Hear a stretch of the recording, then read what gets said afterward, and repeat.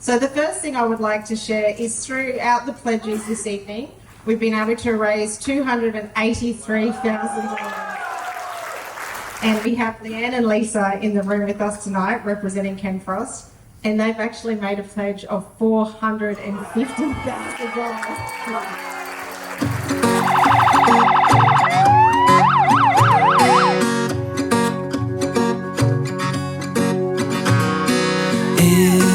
Highs and in the lows, mountain tops and seas below. I know we'll always find a way home. City lights that burn so bright, starry nights in countrysides we'll find.